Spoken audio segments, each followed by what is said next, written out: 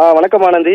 கடந்த 25ஆம் தேதி காட்பாடி அடுத்த பிரம்மபுரம் காவல் நிலைய எல்லைக்குட்பட்ட பகுதியில் இருக்கக்கூடிய உணவகத்தில் இரவு 11 மணி அளவில் பார்த்தோமானால் கல்லூரி மாணவர்கள் அந்த உணவகத்தில் உணவு வாங்குவதற்காக வந்திருக்கின்றனர். அப்போது அந்த உணவகமானது முழுமையாக மூடப்படாமல் உள்ளே ஆட்கள் பணியில், அதாவது அந்த உணவகம் முடிந்த நிலையில் உள்ளே ஆட்கள் பணி செய்து கொண்டிருக்கின்றனர். அதாவது சாமானங்கள் அனைத்து உள்ளே இருக்கக்கூடிய அந்த சாமானங்களை அலசி வந்த நிலையில் அந்த மாணவர்கள் உணவகத்தில் உணவு இருக்கிறதா என்று கேட்டிருக்கின்றனர். அப்போது அந்த உணவகத்தில் இருந்த வேலையாட்கள் கதவை திறந்து உணவு இல்லை என்று தெரிவித்திருக்கக்கூடிய நிலையில அந்த பகுதியில் நின்று பேசிக் கொண்டிருக்கின்றனர் மாணவர்கள். அப்போது அந்த பகுதியில் ரோந்து பணியில் ஈடுபட்டிருந்த பிரம்மபுர காவல் நிலைய உதவி ஆய்வாளர் கார்த்திகை செல்வம் அந்த பகுதிக்கு உடனே அவர்கள் அந்த உதவி ஆய்வாளர் கையில் வைத்திருந்த லத்தியால் அந்த மாணவர்களை சரமாரியாக தாக்கியிருக்கின்றார்.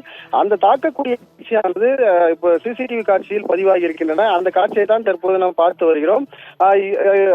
அந்த கையில் வைத்திருந்த அந்த லத்தியால் தாக்கியவுடன் அந்த மாணவர்களிடம் அவர் கேட்கிறார், எதற்காக இந்த பகுதிக்கு நீங்க வந்தீர்கள், என்னவென்று கேட்கிறார். உடனே உணவு உரிமையாளர் அந்த பகுதியில் அவர் தெரிவிப்பது என்னவென்றால், சார் இவர்கள் உணவு வாங்கத்தான் வந்தார்கள், வேறு எதுவும் இல்லை என்று தெரிவிக்கின்றனர்.